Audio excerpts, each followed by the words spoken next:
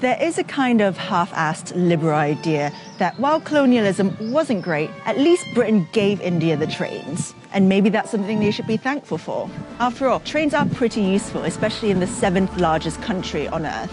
So, colonialism, maybe not all that bad?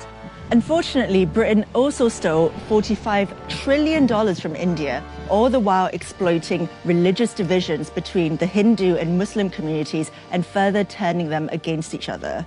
And those beloved railways, they became the sites of mass slaughter while Britain sat back and watched. Empires of Dirt, a show about Europeans getting rich at the expense of everyone else.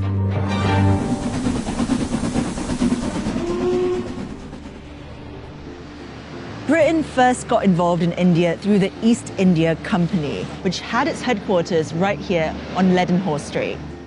A private company owned by London stockholders, the East India Company grew over the next 300 years to become a quasi-governmental body with its own army and laws responsible for trading spices, cotton, silk and tea all over the world. By 1858, ownership of the East India Company had been transferred to Queen Victoria after the failed Indian Rebellion. Trains were the brainchild of British engineers. The East India Company would use railways to transport exploited resources like cotton and coal more efficiently around India. And it worked. Between 1853 and 1924, a railway network was created to help Britain extract from India relentlessly. And it's not like we gave India the railways either, by the way. We made India pay for them, and we ripped them off in the process. Despite Indian mechanics having their own efficient, cheap designs, Britain made India buy trains from them. Between 1854 and 1947, over 14,000 locomotives were imported from the UK to India. Initially, Indians weren't even allowed to work on the trains. They were staffed entirely by white people, from the board directors to the ticket collectors. The railways made little profit, but British shareholders who invested in its construction made vast returns, guaranteed at the expense of Indian taxpayers who had to pay for it. India's railways were basically like someone burgling your house, building a ramp to wheel all your stuff out, sending you a bill for that ramp, and expecting a round of applause at the end of it. Now that the railways were built, Britain could get down to the task at hand, squeezing India for every last ounce of profit.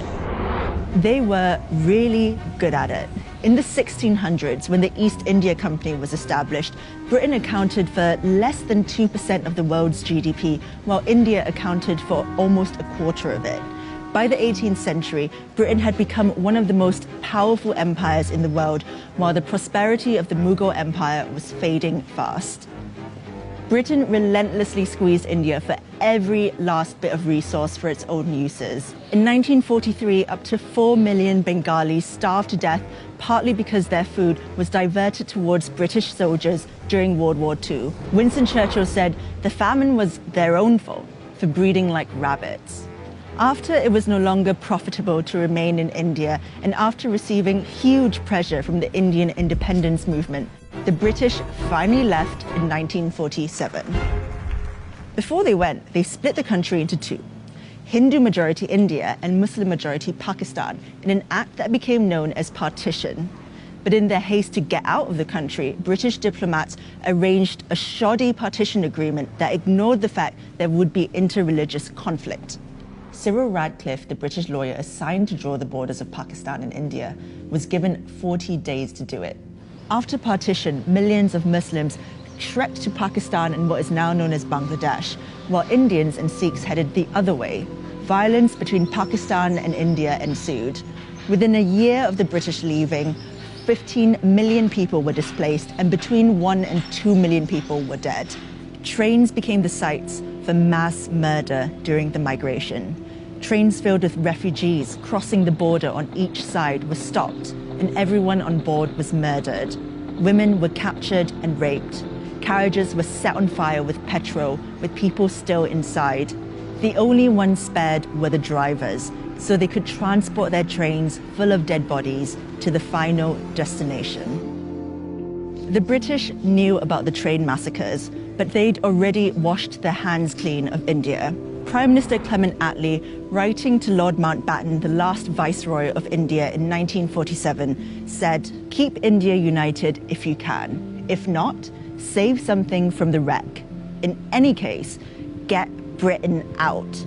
Despite all this, the 4 million starved to death, the careless partition, the $45 trillion they stole from the Indian people, many don't think that the British did anything wrong in India. A YouGov poll in 2014 found that 59% of respondents thought the British Empire was something to be proud of, and only 19% were ashamed of its misdeeds. Trains, cricket, empire. What could possibly be wrong with that?